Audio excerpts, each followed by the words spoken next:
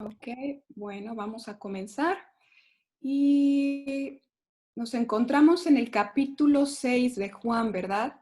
Hemos estado viendo el libro de Juan, cómo es Jesús, ¿verdad? ¿Qué dice Jesús de sí mismo? Y en el capítulo 6 Jesús dice algo muy importante de él mismo. Entonces vamos a comenzar. Me gustaría que visualizáramos el versículo que estamos viendo en Denme un la segundo. pantalla para que ustedes me puedan ayudar a leer y podamos ir comenzando. Y al final vamos a conectarlo con las preguntas que ustedes tienen. A ver, estoy teniendo unos problemas técnicos. Si me pueden dar un minuto para no sé qué pasó. Bueno, mientras las chicas, ya me dijo Maru que ella sí hizo la tarea. ¿Y qué tal tú, Tania? ¿Tuviste tiempo para contestar las preguntas? Sí, algunas, no todas. Bueno, sí, pero sí pudiste leer el capítulo. Sí, Ah, bueno, está súper bien, porque eso nos ayuda mucho. Mm, Bueno, aquí el título tiene la alimentación de los 5,000. Algo interesante mientras Atalia ve lo de la presentación, algo interesante de esto es que solamente dos milagros de Dios, dos eventos importantes de la vida de Jesucristo se registran en los 4 evangelios. Uno es la crucifixión y otro es la alimentación de los 5,000. Entonces, eso habla mucho de que vamos a encontrar muchos tesoros dentro de este capítulo. Si podemos ver, sí, con los 4 evangelios son Mateo, Marcos, Lucas y Juan, ¿verdad? Y de estos 4 evangelios se registran diferentes tipos de milagros que el Señor Jesucristo hizo, ¿verdad? Pero este milagro es tan importante en la profundidad y el significado que tiene, que es registrado en los 4 evangelios. Y yo les pedí que lo leyeran nada más en Juan, pero cuando lo lees en los 4 evangelios puedes sacar un poquito más de información. Ahora yo les voy a platicar esa información para que ustedes puedan pues entender mejor de qué trata esto. ¿Se acuerdan que en la última clase que vimos, Jesús se encontraba en Jerusalén? ¿Se acuerdan? Y fue donde sanó al paralítico. Estaba en Jerusalén, yo les puse el mapita y se encontraba en Jerusalén. Después de Jerusalén, Jesús viaja a Nazaret, el lugar de donde es él.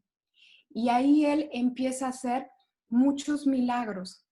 Ahorita que Atalia comience con la presentación, vamos a ver que ahí, en ese lugar, el Señor estaba haciendo muchos milagros, mucha gente lo seguía, y yo le estoy contando esta historia para que podamos ubicarnos.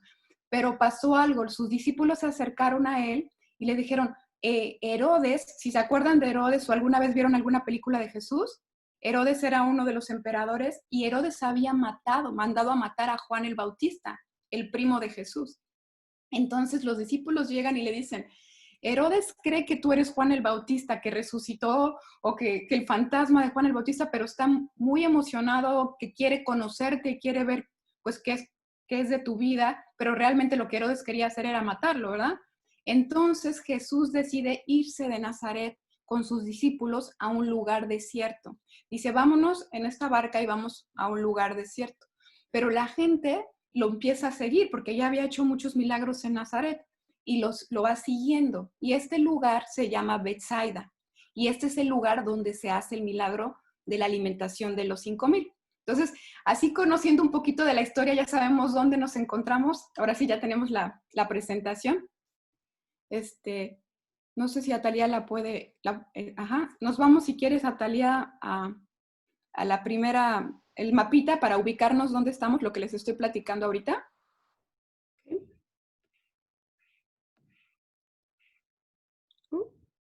El mapa, ahí mero. Bueno, déjenme mover porque tengo sus caritas y no puedo ver el mapa. ¿Ustedes pueden ver bien el mapa? ¿Sí? ¿Sí? Bueno, aquí en el mapa, sí lo que yo les estaba platicando, Jesús se encontraba, primeramente se acuerdan que se encontraba en Jerusalén, fue en nuestra última clase, aquí abajo, ajá, en Judea. Ahí fue donde hizo el milagro del paralítico. Después viaja otra vez a la zona porque aquí se acuerdan que se enojan los fariseos contra él, entonces él decide regresar a Nazaret otra vez, aquí en el número 3, de donde él es. ¿Ya vieron? Ahí hace muchos milagros y ahí está predicando por mucho tiempo cuando Herodes quiere conocerlo. Entonces Jesús decide cruzar el mar de Galilea, que está aquí, es este mar chiquito que ven aquí, le llamaban el mar de Galilea, es como, es una conexión del mar, ajá, y llega a este lugar que se llama Betsaida. ¿Lo pueden ver ahí? Ahí en Betsaida es donde él está en un lugar desierto. Un lugar desierto quiere decir que no está cerca de ningún pueblo. Él se fue solo con sus discípulos. Pero la gente, por ver que hacía milagros, deciden seguirlo para allá. Entonces, ahora sí, sabiendo dónde nos encontramos, que es más o menos aquí en Betsaida, vamos a comenzar a leer qué es lo que pasó aquí. Si podemos regresar a nuestro texto para comenzar a leer, estamos en 6.1.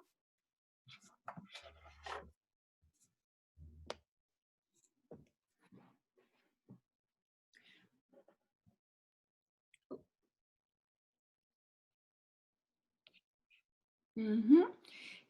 ¿Alguien quisiera leer para mí, para que no lea yo también?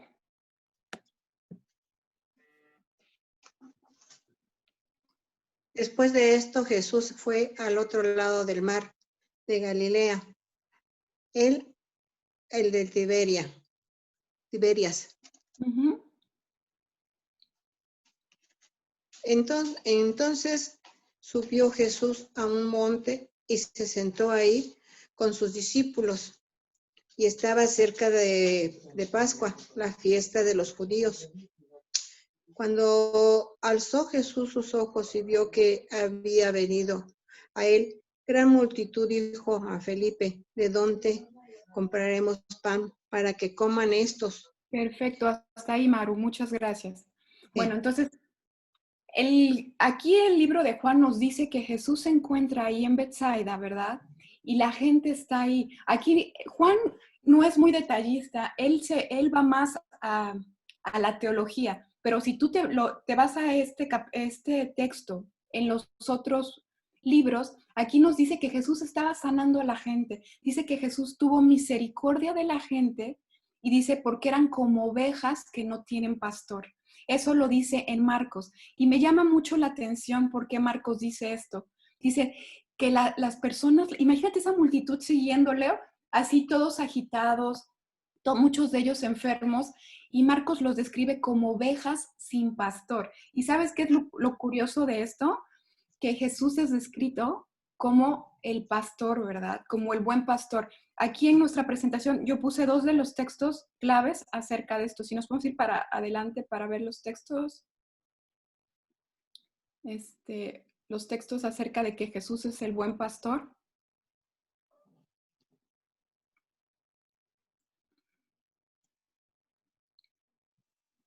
La que sigue. La que sigue. La que sigue. Ahí está. Bueno, es importante este comentario que tiene Marcos acerca de lo que está pasando ahí, porque como yo les conté, este milagro se registra en los 4 evangelios, porque Jesús iba a cumplir a través de este milagro una de las profecías mesiánicas de Salmo 23, que Él es el buen pastor. Y dice aquí, el Señor es mi pastor y nada me faltará. Me hace descansar en verdes pastos, me guía a arroyos de tranquilas aguas, me da nuevas fuerzas y me lleva por caminos rectos, saciando honor a su nombre. Y bueno, aquí empieza a decir más cosas, ¿no? Cuando ande en valle de sombra de muerte, no temeré mal alguno, porque Él estará conmigo. Su vara y su bastón me inspiran confianza. Y me ha preparado un banquete ante los ojos de mis enemigos. Has vertido perfume en mi cabeza y has llenado mi copa a rebosar. Tu bondad y tu amor me acompañan a lo largo de mis días y en tu casa, oh Señor, por siempre viviré. Bueno, este es uno de los salmos más hermosos que se describe a Jehová, ¿verdad? Y Jesús viene y cumple este salmo como el buen pastor. Y aquí Marcos nos está diciendo, esta gente está como pastor sin un lugar donde reposar. Y más adelante vamos a ver que es curioso porque Juan describe que los hace sentarse en verdes pastos. ¿Y por qué es importante esto? Porque la Biblia esconde ciertos simbolismos para conectarse. Y a veces pasamos de alto eso, pero es increíble cómo se va conectando y Jesucristo va cumpliendo todo lo del Antiguo Testamento. Bueno, a mí eso me impresiona. El otro versículo que tiene que ver con esto es Juan 10:11, y lo vamos a ver más adelante en nuestras clases, cuando Jesús se proclama él mismo el buen pastor. Y él dice, yo soy el buen pastor, y el buen pastor su vida da por las ovejas. Y hoy vamos a ver que Jesús es el pan de vida. Entonces, Jesús se da a él mismo, da su vida, y esa vida es el pan de vida para nosotros. Qué curiosa la conexión, ¿verdad? Es importante saber esto. Bueno, vamos a regresarnos al versículo, por favor. Entonces, estamos en el 6:2, ¿no?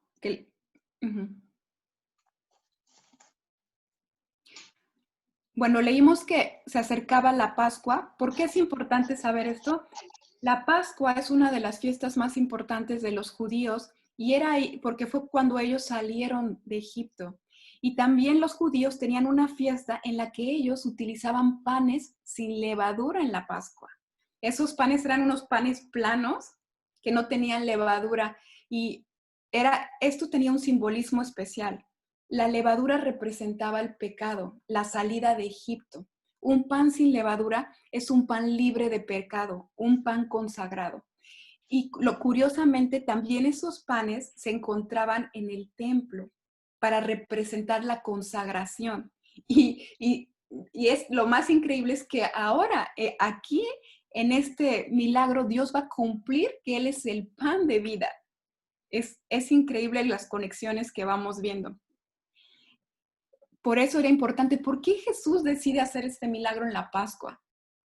La Pascua comer panes sin levadura duraba 7 días. Entonces la gente estaba comiendo panes planos por 7 días y recordando que habían salido de Egipto, habían sido libres del pecado, ¿verdad? Y Dios a él mismo se describe como yo soy el pan de vida. Entonces, un pan consagrado sin levadura. Bueno, vemos aquí cuando alzó los ojos Jesús y vio que había venido a él una gran multitud, dijo a Felipe, ¿de dónde compraremos más pan? Pan para que coman estos. En los otros capítulos de los otros libros dice que empezó a caer la tarde y ya la gente estaba cansada. Y entonces los discípulos le dijeron, despídelos para que se vayan porque ya es tarde para que vayan a comer. Pero Jesús dijo, no, yo les voy a dar de comer.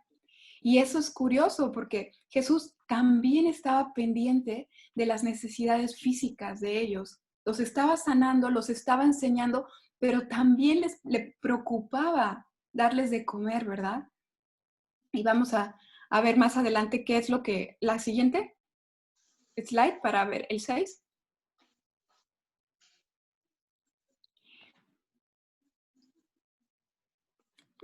La anterior, ¿sí está conectado el 5, el 5 con el 6? O déjame leerlo de mi Biblia. Ajá, sí. Entonces en el 5, Jesús le dijo, ¿de dónde compraremos pan para que coman? Y se lo dijo específicamente a Felipe. Y Felipe le contesta, estoy en el 6. 200 denarios de pan no bastaría. Lo voy a leer porque yo no puedo ver la pantalla completa, no sé por qué. 200 denarios de pan no bastarían para que cada uno de ellos tomase un poco. Uno de sus discípulos, Andrés, hermano de Simón Pedro, le dijo, aquí está un muchacho que tiene 5 panes de cebada y 2 pececillos. ¿Mas qué es esto para tantos? Bueno, esto es un punto importante. Jesús le pregunta a Felipe. Felipe era un discípulo que era de Betsaida, era de ese lugar. Entonces él le pregunta, ¿de dónde sacaremos comida para esto? Pero algo curioso dice que le preguntó porque lo estaba probando, ¿verdad? ¿Vieron que dice eso en el 6? Pero esto decía para probarle, porque él sabía lo que había de hacer. Jesús estaba probando uno de sus discípulos. A lo largo de la Biblia vemos que Jesús prueba a varios de sus discípulos y de igual manera Jesús nos prueba a nosotros. Él prueba nuestra fe.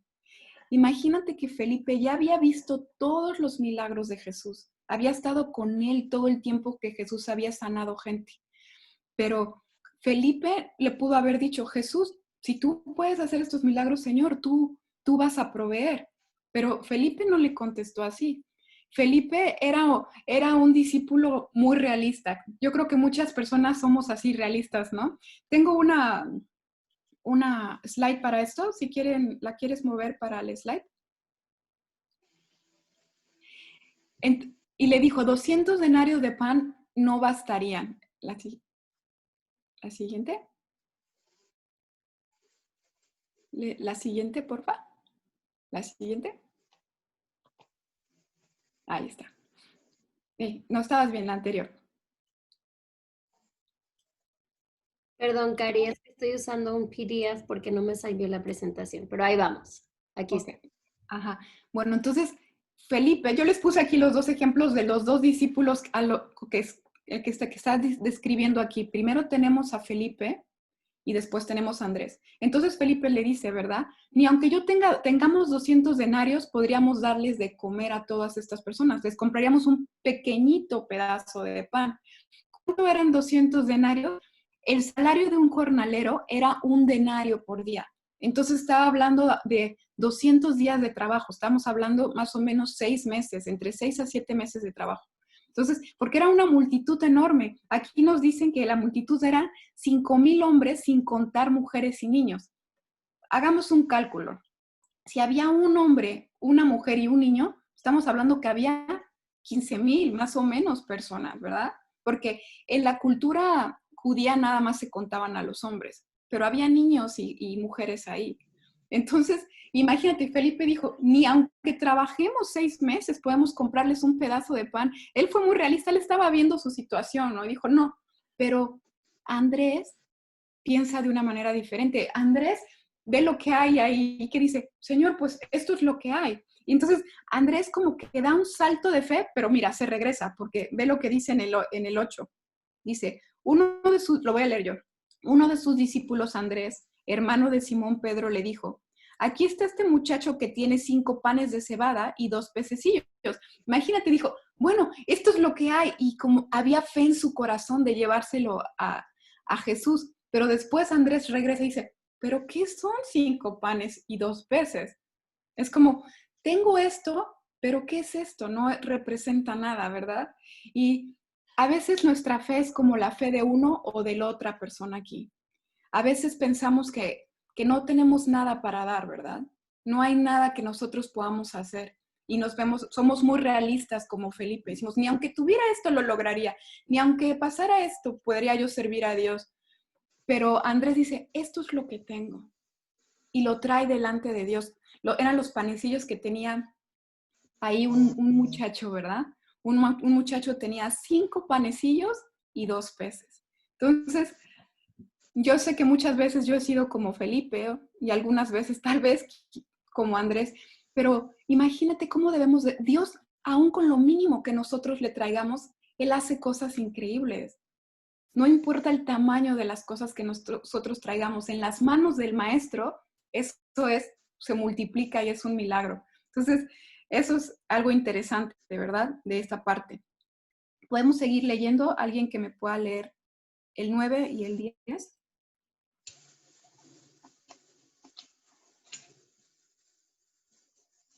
Aquí está un muchacho que tiene 5 panes de cebada y 2 peces, 2 pececillos. ¿Más que es esto para tanto? Entonces Jesús dijo, haced acostar a la gente, y había mucha hierba en aquel lugar y se recostaron como número de 5,000 varones. Bueno, el número de 5,000 varones. La 9 y la 10. ¿Lo vuelvo a leer? Bueno, hasta ahí vamos a explicarlo. Ya explicamos, gracias Maru, ya explicamos, ¿verdad? Lo de que era el muchacho y traía 5 panes de cebada y 2 pececillos. Imagínate que ni siquiera eran panes de trigo, eran panes de cebada. O sea, la cebada era como el pan de los pobres. El trigo era como para los ricos, pues la cebada era el pan de los pobres. Eran los panes más sencillos. Y cuando te vas al griego, aquí describe bien pececillos. Se cree que eran peces muy pequeños y peces que tal vez eran salados porque eran más baratos. Entonces, era algo muy sencillo lo que tenían ahí, a través de lo cual Dios iba a hacer algo extraordinario. Y en nuestra vida, así es, nosotros podemos ser algo sencillo y de cosas sencillas Dios hace cosas increíbles. Aquí algo, como yo les había comentado, Jesús les dijo hacer recostar a la gente. Jesús no les dijo manténganlos parados o siéntenlos. Cuando nos vamos al griego quiere decir recostar. Quiere decir hagan que se acuesten, que pongan su espalda abajo, que descansen. Porque estamos describiendo que Él es el buen pastor, ¿verdad? Y dice, los hace recostar en mucha hierba. Ese buen pastor estaba listo para dar de comer a sus ovejas, estaba listo para suplir la necesidad que había en este pueblo. Entonces ellos se recostaron, ¿verdad? Voy a leer el 11. Y tomó Jesús aquellos panes y habiendo dado gracias, los partió entre los discípulos y los partió entre los discípulos y los discípulos entre los que estaban recostados. Asimismo, los peces cuanto querían. Bueno, vamos a ir a ver qué significan aparte los panes y los peces, porque nosotros, como hemos platicado, la Biblia tiene muchas simbologías. Entonces aquí hay una simbología especial de los panes y los peces. ¿Podemos ir a la siguiente slide?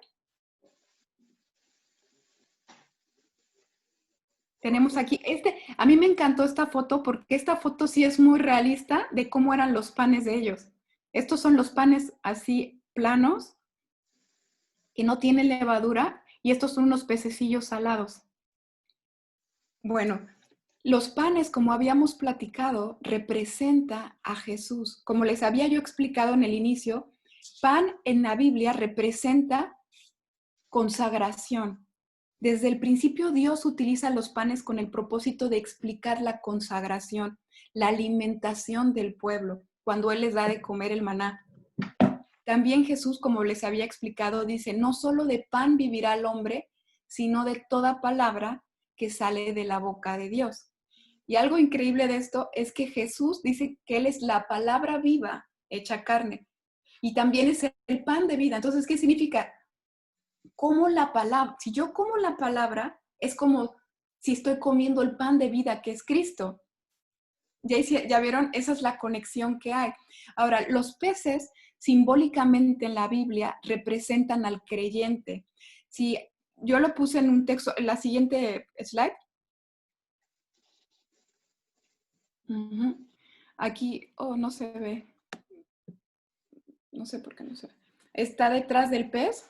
Lo voy a leer yo, lo que dice en Mateo 13:47.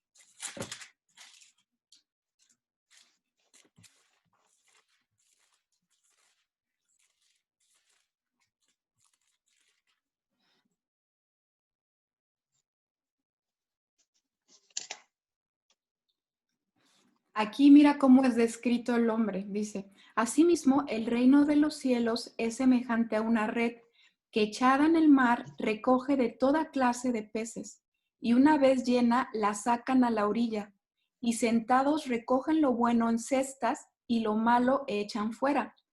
Así será al fin del siglo. Saldrán los ángeles y apartarán a los malos de entre los justos y los echarán en el horno de fuego. Así será el lloro y el crujir de dientes. Yo nada más puse este versículo, pero hay muchísimos versículos en donde el pez representa al creyente, representa al hombre, ¿verdad?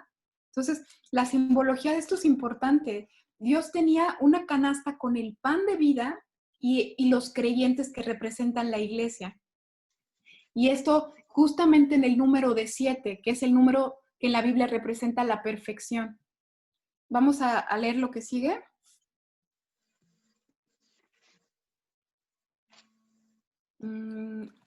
¿Alguien puede leer regresar el texto y leer el versículo en el que sigue? ¿Es el 11? Es el 11, sí, ¿verdad? Sí. No, sí. Y tomó Jesús aquellos panes y habiendo dado gracias, les repartió entre los discípulos y los discípulos. Perdón. Y los Es ese. discípulos entre los que estaban recostados, asimismo de los peces, cuanto querían. ¿El 12 también?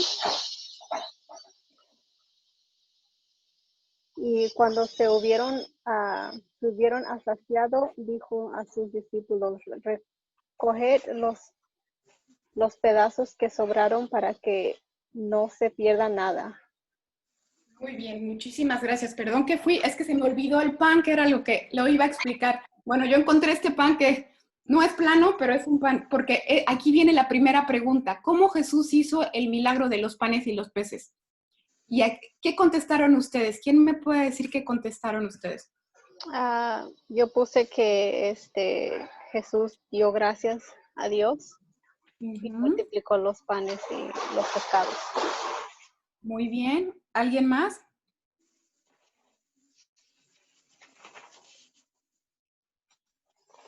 ¿No? Ya me perdí. Es la primera pregunta que nosotros dejamos de tarea.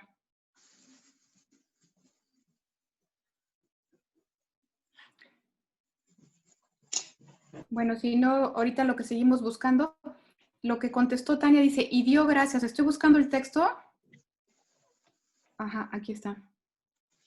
Dice Jesús que me lleva de los panes. Y tomó Jesús aquellos panes y habiendo dado gracias, los repartió entre los discípulos. Bueno, Jesús tomó lo que había y dice, habiendo dado gracias, o sea, haber dado gracias representa la dependencia al Padre. Él nunca hizo nada sin no depender del Padre. ¿Se acuerdan que hemos platicado acerca de eso? Le dio gracias al Padre por lo que había puesto en su mano y dice, los repartió. Pero si te vas a los otros evangelios, dice, los partió. Entonces, porque a mí siempre me quedaba la duda, ¿cómo se hizo ese milagro? ¿Fue tal vez que Jesús multiplicó muchas canastas? No, Jesús empezó a partir. Entonces, si tú partes un pan, se hacían dos. Y después partió ese pan y se hacía otro. Y fue partiendo así. Imagínate que no se le acababa.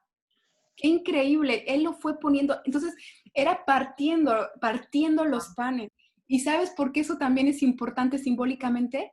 Porque Jesús, que es el pan, su cuerpo tuvo que ser partido, tuvo que ser molido, dice en Isaías, para darnos de comer a nosotros. Entonces, eso es muy, muy especial. Así fue, él iba partiendo el pan y lo iba poniendo en canastas y esas canastas ahora los discípulos iban y las iba repartiendo. Algo también padre es que Jesús los organizó, dice aquí que los organizó en grupos de 50 y 100. Y entonces él lo iba haciendo todo organizado, ¿verdad? ¿Y a qué se te figura esa organización de personas que reciben el pan?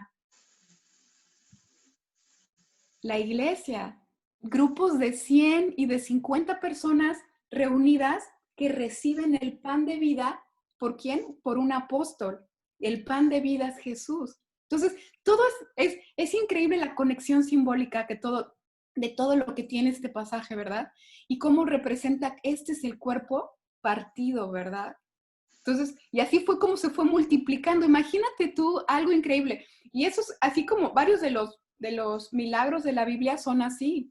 Hay algo y de algo se hace mucho, pero siempre hay algo. ¿Sí te has dado cuenta? Entonces, eso es algo que a mí me llamó mucho la atención. Bueno, entonces dice que los partió, ¿verdad? Y se los dio a los discípulos y los que lo repartieron fueron los discípulos. Pero algo también curioso que dice después en el 12, si quiere, la siguiente slide, estoy bien acá, ajá. Dice que no nada más les dio de comer poquito, dice que quedaron saciados. O sea, el pan de vida que es Jesús no solo te va a alimentar un poco, te va a dar de su presencia hasta que quede saciada. O sea, ellos estaban con la panza llena. Y dice que no solamente eso, sino que se recogieron 12 canastas. Y las 12 canastas también tienen un simbolismo. ¿Por qué 12? 12 discípulos, 12 canastas, 12 tribus de Israel que tienen que conocer de Dios. Entonces, todo va conectado.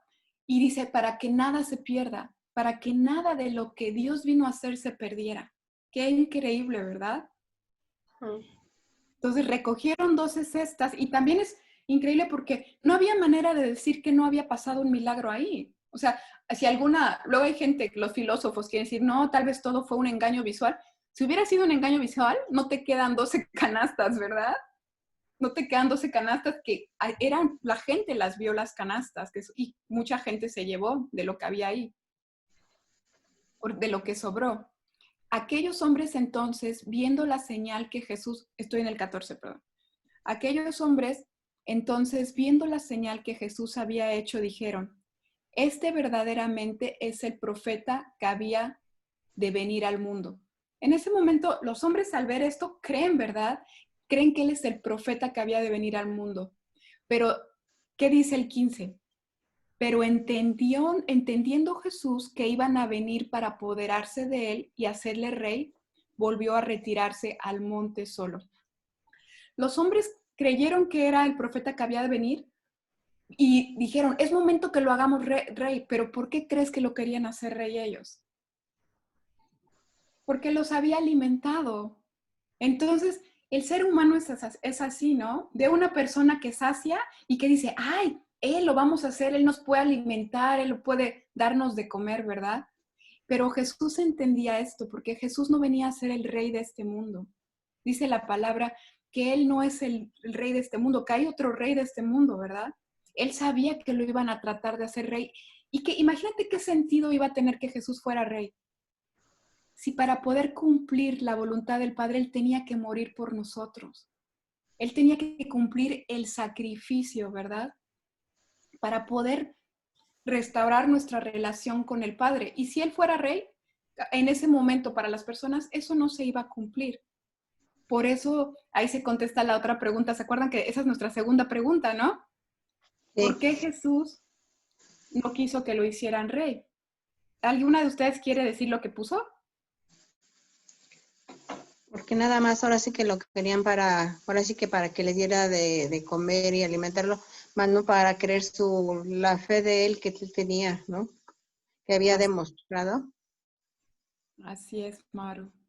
Así es. Y si hubiera sido rey, pues hubiera reinado por ese momento con esa gente, pero no hubiera cumplido la misión que el Padre tenía para él. Por eso él inmediatamente se retiró de ahí y se retiró al monte solo y los dejó ahí. Vamos a leer qué dice el 16.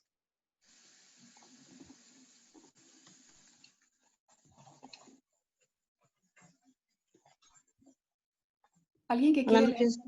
Al anochecer descendieron sus discípulos al mar y entraron en una barca. Iban cruzando el mar hacia Capernaum. Estaba ya oscuro y Jesús no había venido a ellos. Hasta ahí está bien, Maru. Gracias. Bueno, aquí en los otros libros nos explica que lo que pasó es que Jesús les dijo a sus discípulos, los mandó en una barca, le dijeron, váyanse, mientras yo despido a toda esta gente. Él tenía un propósito para esto. Él tenía el propósito de otro milagro que iba a hacer en el mar, para sus discípulos nada más. Imagínate que sus discípulos lo habían visto ahí. Habían visto cómo él multiplicaba el pan y todo. Pero vamos a ver qué pasa más adelante. Jesús los manda en esa barca y Jesús se queda ahí, ¿verdad? Algo importante, en otro de los libros dice que Jesús se va a orar. Y eso contesta nuestra otra pregunta. ¿Por qué Jesús se retiraba solo? Jesús se retiraba siempre que hacía un milagro, se retiraba a depender del Padre en oración, a pasar tiempo en oración. Y yo creo que nosotras debemos de tomar ese ejemplo también. Si nosotras hacemos una actividad en nuestra vida, es una actividad para servir a Dios o cualquier actividad, después de hacer esas actividades, es bueno que pasemos tiempo con Dios. para que Él nos hable, para que Él nos enfoque otra vez, porque la gente te puede desenfocar después de que tú haces ciertas actividades, aún en el ministerio. Entonces, Jesús siempre pasaba tiempo con el Padre. Se fue, pasó tiempo en oración y después alcanzan los discípulos que se encuentran en la barca. Vamos a leer lo que dice ahí. Cuando habían remado como 25 o 30 estadios, o sea, esto quiere decir que ya estaban dentro, estadio es una medida que ellos utilizaban cuando se encontraban ya dentro del mar, el mar que vimos en el mapita, ¿se acuerdan? El mar de Galilea, iban a cruzar de Betsaida a Capernaum. Dice que vieron a Jesús a lo lejos. Aquí en el libro de Juan no nos lo describe, pero Marcos nos dice que se asustaron y que creyeron que era un fantasma y que empezaron a gritar. Y Jesús les dijo, yo soy, no temas.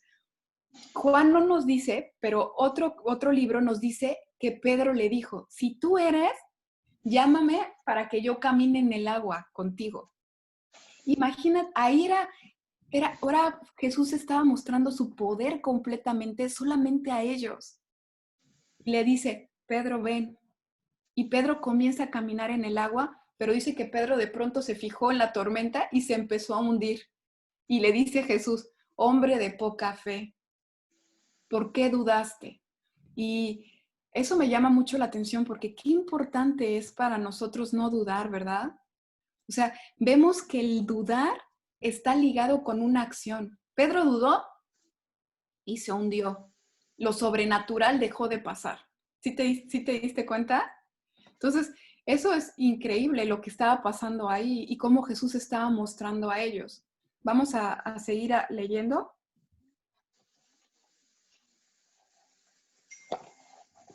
Sí, ya el 22, ¿no? Porque eso ya lo explicamos.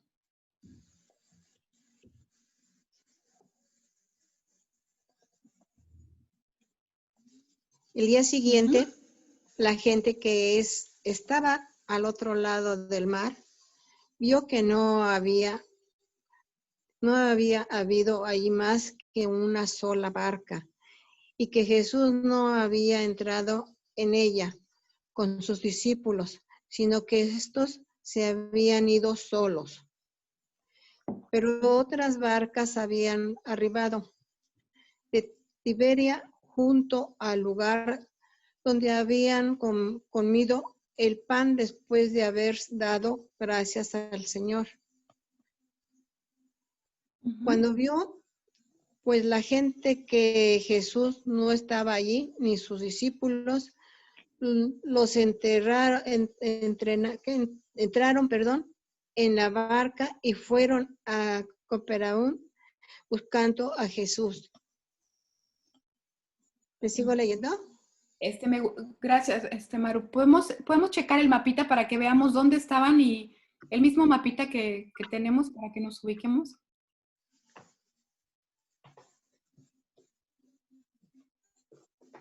Okay, perfecto. Entonces, estábamos aquí en Betsaida, ¿se acuerdan? Aquí Jesús hizo el milagro, estábamos aquí en un área desértica. Entonces, Jesús manda a los discípulos que se vayan en una barca y crucen para Capernaum, de este lado. Y entonces Él los alcanza, ¿verdad? En medio del mar. La gente ve que Jesús ya no está aquí al otro día, porque probablemente la gente se quedó dormida ahí.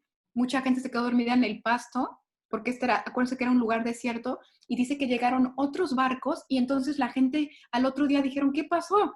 ¿Dónde está Jesús? Porque querían seguir comiendo, querían que los alimentara, que los sanara, ¿verdad? Y entonces tomaron barcos y se fueron para Capernaum, donde Jesús estaba, que es justamente de este lado. Ahora Jesús estaba ahí en Capernaum.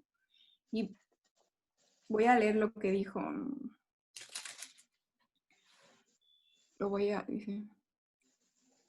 Al día siguiente, la gente que estaba al otro lado del mar vio que no había allí más que una sola barca, que es lo que ya leyó Maru, ¿verdad? Y entonces se fueron a buscar a Jesús. Voy a leer en el 25. Y hallándole al otro lado del mar, le dijeron, Rabí, ¿cuándo llegaste acá? Respondió Jesús y les dijo, de cierto os digo, que me buscáis no porque habéis visto las señales, sino porque comiste el pan y os saciaste. Entonces, esta gente lo va y persigue a Jesús en Capernaum y le dicen, ¿por qué? ¿Cuándo llegaste? Y Jesús le dice a ellos, ustedes nada más me están buscando porque comieron, no me están buscando por quién soy yo. Imagínate que estas personas habían visto un hombre hacer un milagro increíble, dar de comer a más de 15,000 personas. Y en lugar de pensar, este es el Mesías y ponerse a adorarlo en ese instante, porque o sea, tú ves a una persona así y entiendes que no es una persona de este mundo. Tus ojos es, wow, si en otras culturas, cuando, no sé, pero nosotras que somos mexicanas, cuando los aztecas vieron a los españoles y como los vieron diferentes, pues se hincaron y los querían adorar, ¿se acuerdan? Porque decían que eran diferentes. En otras culturas la gente adoraba otras cosas por menores situaciones y aquí esta gente ni siquiera decide doblar su rodilla delante de Jesús, viendo el milagro tan increíble que él había hecho. Lo único que a ellos les importaba era que Jesús saciara su panza.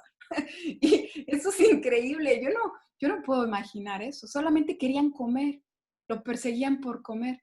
Y Jesús le dice eso, ¿no? Le dice, ustedes no me están buscando por quién soy yo. Ni siquiera reconocen quién soy yo, sino que quieren que les dé más de comer. Pero veamos qué es lo que les dice Jesús. Jesús les dice,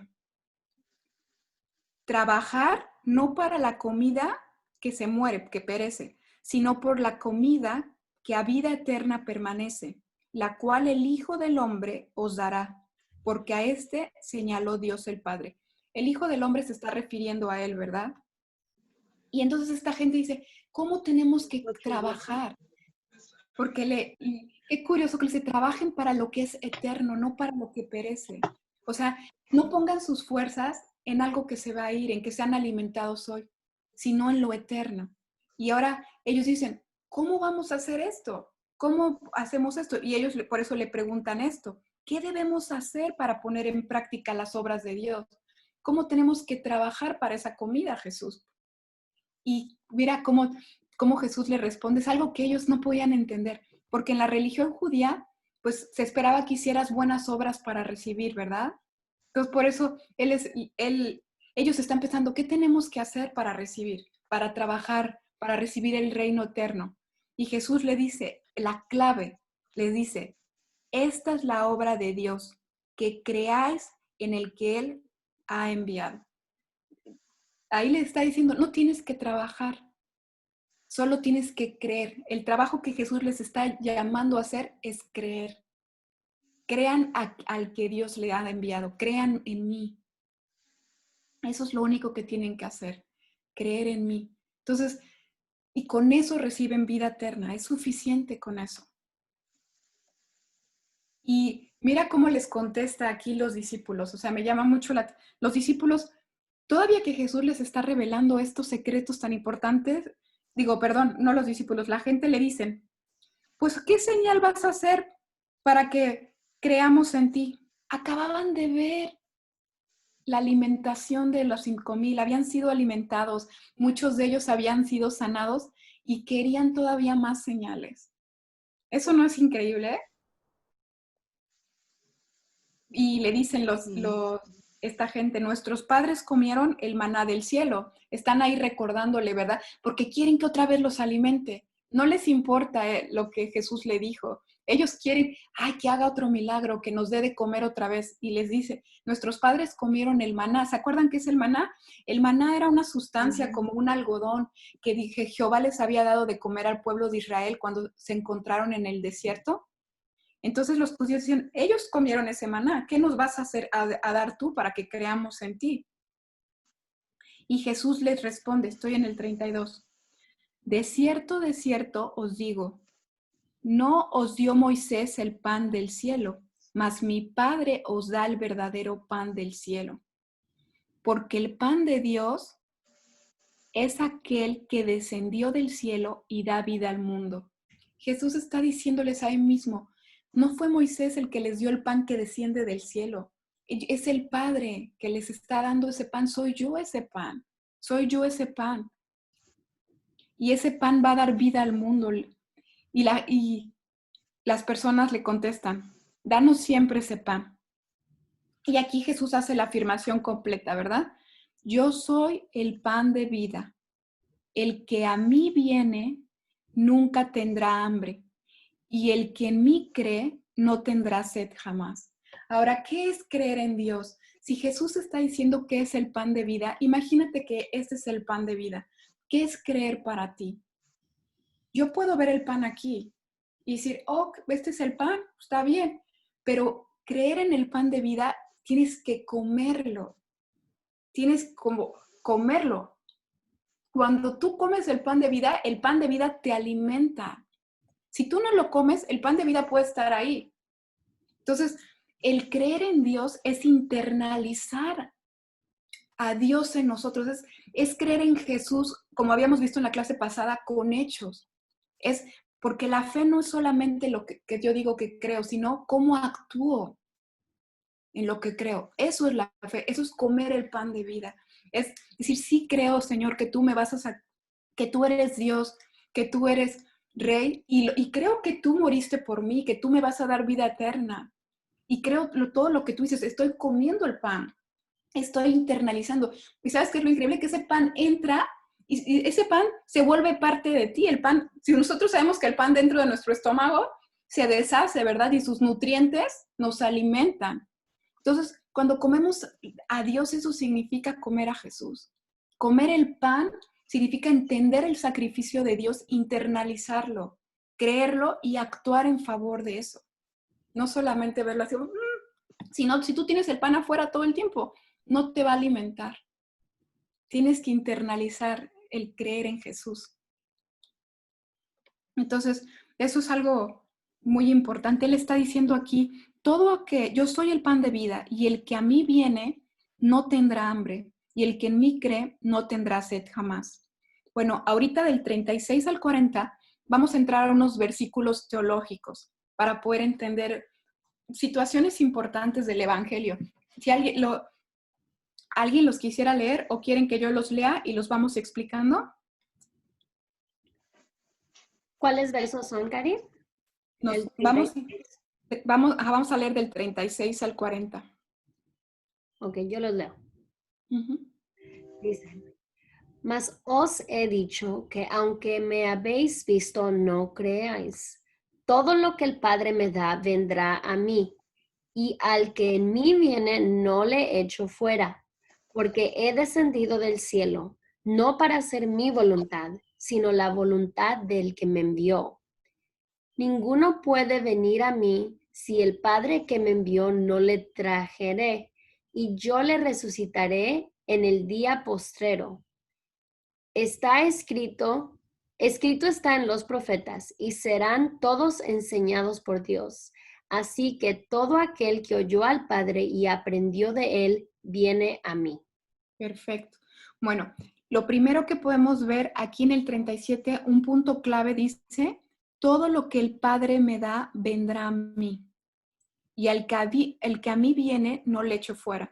Esto quiere decir que, esto viene relacionado con el versículo que dice que Dios nos conoce desde el vientre de nuestra madre. Él nos ha apartado. Dios apartó a Maru desde el vientre de su madre. Dios ha apartado a cada una de nosotras. Él tenía su propósito que tú lo conocieras. Entonces, Dios tiene ese propósito, el Padre tiene ese propósito y aquí Jesús le está dando la autoridad al Padre para esto. Está diciendo que no es por Él, es el Padre el que decide que la fe crezca en cada uno de nosotros. ¿Sí me explico? Y eso sí, algo importante. Nosotros no podemos hacer que alguien crea, ¿verdad? Dice la palabra que la fe viene por el oír, pero también dice que la palabra es un don ¿de quién? De Dios. Entonces, nosotras podemos compartir el evangelio a la gente, podemos hablarles de Jesús, pero solamente Dios Padre es el que puede abrir sus ojos. Es como la semilla, ¿verdad? El evangelio es echar la semilla, pero solo Dios hace que esa semilla se rompa y dé fruto. Entonces, es importante que nosotros oremos por las personas y compartamos el evangelio y le pidamos a Dios que Él haga su voluntad, porque Él sabe lo que Él hace. Y eso es habla acerca de la soberanía de Dios, ¿verdad? ¿Alguien tiene una duda con estos versículos? ¿No? No. También No. dice aquí, porque el Señor vuelve a repetir como lo vimos nosotros en la clase pasada, porque no vine a hacer mi voluntad, ¿se acuerdan? Sino la voluntad de mi Padre. La diferencia, ¿verdad? De la dependencia total con el Padre. Y la voluntad del Padre es que todo aquel que vea al Hijo y crea en Él tenga vida eterna. Aquí Jesús ya dice cuál es la voluntad del Padre. Todo aquel que vea al Hijo y cree en Él tenga vida eterna, y yo le resucitaré en el día postrero. Algo, Padre, y una clave, ¿quién es el que va a resucitar en el día postrero? ¿El Padre o el Hijo? El Hijo, ¿no? El Hijo. En Cristo es que somos resucitados, porque es por su sangre que tenemos vida, ¿verdad? Qué increíble es esto. Y dice el 41, murmuraban entonces, bueno, esa parte es una parte teológica importante. Luego dice, murmuraban entonces de él los judíos porque había dicho, yo soy el pan que desciende del cielo. Y decían, ¿no es este Jesús el hijo de José, cuyos padre y madre nosotros conocemos? ¿Cómo pues dice este del cielo ha descendido? Mucha gente no creía porque Jesús había regresado a Capernaum y Capernaum estaba muy cerca de Nazaret, donde él había nacido. Y la gente no podía entender esto. Decía, ¿cómo si nosotros conocemos a sus papás? Entonces, la gente, a pesar de todos estos milagros, no estaban ciegos, no podían creer. Jesús le respondió, no murmuréis entre vosotros. Y otra vez le repite lo mismo de lo que estábamos hablando. Ninguno puede venir a mí si el Padre que me envió no le trajere, y yo le resucitaré en el día postrero. Escrito está en los profetas, y serán todos enseñados por Dios. Así que todo aquel que oye al Padre y aprendió de él, viene a mí. Cuando Jesús dice eso, se refiere a lo que yo les estaba explicando. El Padre es el que pone la fe en nosotros. Por eso dice aquí Jesús, todo aquel que oye al Padre. Dice el 46. ¿Alguien quiere leer el 46 por mí? Ya me lo terminamos. Hoy sí está un poco largo. Está buenísimo. No que alguno haya visto al Padre, sino que aquel que vino de Dios ha visto al Padre. Bueno, ahí Jesús aclara que nadie ha visto al Padre más que Él. Dicen, aquel que vino de Dios, ¿verdad? Y dice, de cierto os digo, el que cree en mí tiene vida eterna. Y vuelve a repetir, yo soy el pan de vida. Imagínate tú todo lo que representaba el pan para el pueblo judío, y Jesús lo estaba cumpliendo simbólicamente aquí, porque muchos de sus milagros tenían un significado simbólico, y él lo estaba proclamando. ¿Se acuerdan cuando hablamos acerca del agua de vida? O sea, él está diciendo, yo soy ese pan, del pan que es tan importante para ustedes, del pan que tiene un simbolismo especial, yo soy, y ellos no lo podían entender. Dice, vuestros padres comieron el maná en el desierto y murieron. Este es el pan que desciende del cielo, para que el que de él come no muera. Siendo los que comieron el maná, pues la gente de ese tiempo comió, pero después murieron. Pero si ustedes comen de este pan que soy yo, no van a morir, van a tener vida eterna. Yo soy el pan vivo que desciendo del cielo. Si alguno comiere de este pan, vivirá para siempre. Y el pan que yo daré es mi carne, la cual yo daré por la vida del mundo. Y aquí el Señor lo va poniendo todavía más profundo. Aquí ya te estaba anunciando lo que iba a pasar. Él está diciendo, yo soy el pan de vida. Y aquí les dice, y ese pan de vida es mi carne. O sea, ya está anunciando su sacrificio. Y le está diciendo, y esa carne yo lo daré para la vida del mundo. Entonces, era la carne que iba a ser partida, como ese milagro que fue partido ese pan. La carne de Jesús iba a ser molida para dar vida a muchos. Ese es el sacrificio de Jesús, el que da vida a nosotros. Es Él. No son las obras, no es por lo que podamos hacer. Es su sacrificio. Entonces los judíos contendían, estoy en el 52. ¿Alguien quiere leerlo para que no lo lea yo? Entonces los judíos contendían entre sí, diciendo, ¿cómo puede éste darnos a comer su carne? Jesús les dijo, de cierto, os digo, si no coméis la carne del Hijo del Hombre y bebéis su sangre, no tenéis vida en vosotros. ¿Les sigo? Sí, por favor. El que come mi carne y bebe mi sangre, tiene vida, y yo resucitaré en el día postrero, porque mi carne es verdadera comida y mi sangre es verdadera bebida. El que come mi carne y bebe mi sangre, en mí permanecerá y yo en él, como me envió mi Padre viviente. Y yo vivo por el Padre asimismo. El que me come, él también vivirá por mí. Este es el pan que descendió del cielo, no como vuestros padres comieron el maná y murieron. En el que come de este pan vivirá eternamente. Perfecto. Muchas gracias, Maru. Bueno, aquí el Señor viene anunciando que Él es el pan de vida. Viene anunciando que ese pan de vida es su carne que tiene que ser dada para todos, ¿verdad? Y aquí explica, ¿verdad? Que si no comemos esa carne y que si no bebemos de su sangre, no tenemos vida en nosotros. Imagínate lo que sintieron los judíos cuando dijo eso. Dijo, este es un caníbal. O sea, por eso se pusieron todos locos y se asustaron, porque imagínate, el judío no puede ni comer puerco y ahora se va a querer comer a una gente, porque no entendían, no podían entender lo que Dios estaba tratando de decir, porque no podían ver al futuro, que iba a haber un sacrificio, ¿verdad? No lo podían, ellos estaban diciendo, ¿cómo que quiere que comamos su carne? Entonces se pusieron todos locos y enojados, ¿verdad? Ahora es importante entender este versículo porque hay mucha gente que lo malinterpreta y cree que significa el comer la Santa Cena. Y no significa comer la Santa Cena. La Santa Cena, cuando comemos el panecito y el vino, eso es un símbolo nada más que recordamos la muerte de Jesús, pero no estamos comiendo su carne ni bebiendo su sangre. Entonces, si yo les digo, ¿qué significa comer entonces la carne y la sangre de Jesús? Si no significa que seamos caníbales, no significa tampoco la Santa Cena, ¿qué significa comer la sangre y la carne de Jesús? El Espíritu. Pues que tendremos vida eterna, ¿no? Como lo dijo él. Perdón. ¿Y cómo? Está muy bien, Maru. Pero cómo comemos esa carne y esa sangre? Pues como dices, por medio de la presentación del vino y el pan que nos dan, ¿no?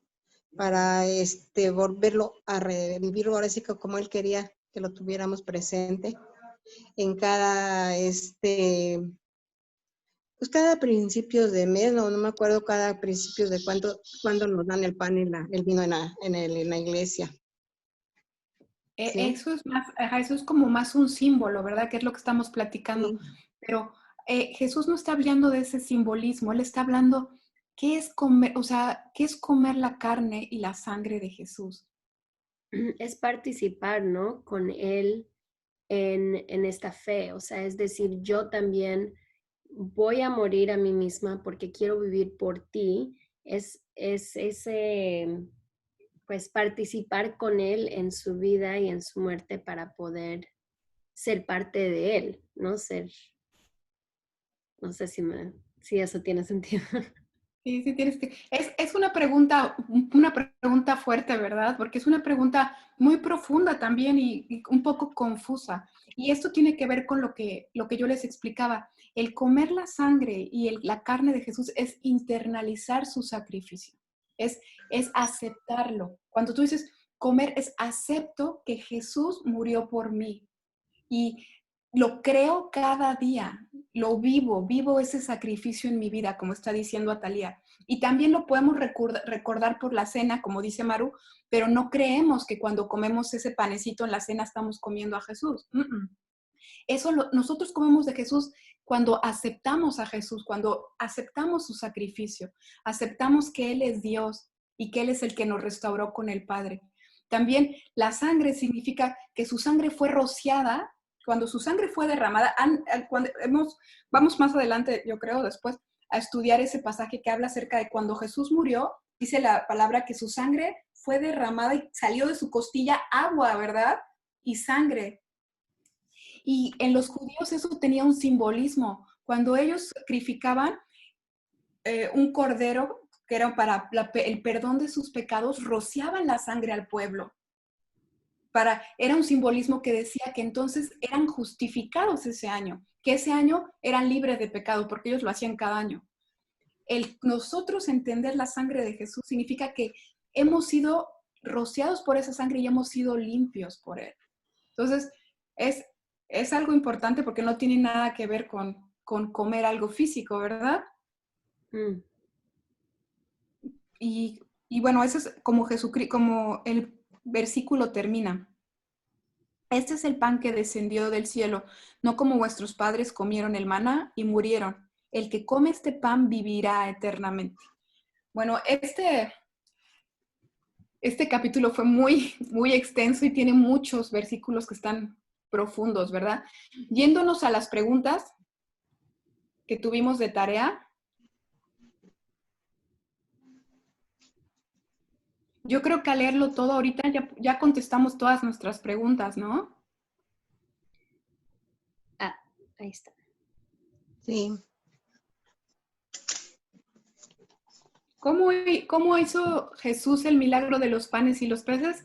Pues ya sabemos que lo hizo partiéndolo, ¿verdad? Dándole gracias al Padre y dependiendo de Él. ¿Por qué Jesús se retiró cuando la gente lo iba a hacer rey? Ya lo dijimos, porque Él no es rey de este mundo, ¿verdad? Él tenía que cumplir el propósito del Padre. ¿Por qué crees que Jesús se retiraba solo después de hacer cada milagro? Porque se retiraba a orar para depender del Padre. ¿Por qué buscó la gente a Jesús después de la multiplicación de los panes y los peces? Lo dijo Maru, porque querían comer, porque Jesús los había alimentado. Y esta pregunta yo te la quiero hacer a ti. Nada más en las 5 nos vamos a quedar. Si Jesús estuviera sentado contigo tomando un café y te preguntara, ¿por qué me buscas? ¿Qué le contestarías? Yo puse esta pregunta porque muchos de nosotros conocemos a Jesús por diferentes causas. Tal vez venimos a Jesús porque estábamos cargadas con problemas y nos contaron y aprendimos que Jesús nos amaba. Muchas de nosotras tal vez hemos recibido un milagro de Jesús y Dios hizo algo en nuestra vida, nos sanó o un milagro de algún tipo, ¿verdad? Pero ahora que tú ya conoces de Jesús, ¿por qué lo estás siguiendo? Y esa pregunta solamente te la puedes hacer tú misma. ¿Por qué tú lo sigues?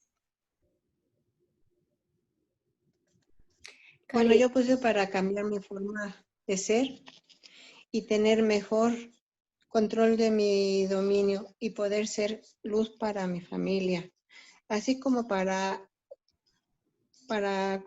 conocerme y saber qué puede pedir Dios para mí, a qué puedo servirle para su servicio. Gracias, Maru, muy bien. ¿Alguien más? Cari, nada más les estoy diciendo, voy a dejar de grabar ahorita nuestro estudio para que si alguien quiere compartir algo no quede grabado, ¿ok? Voy a dejar de grabar.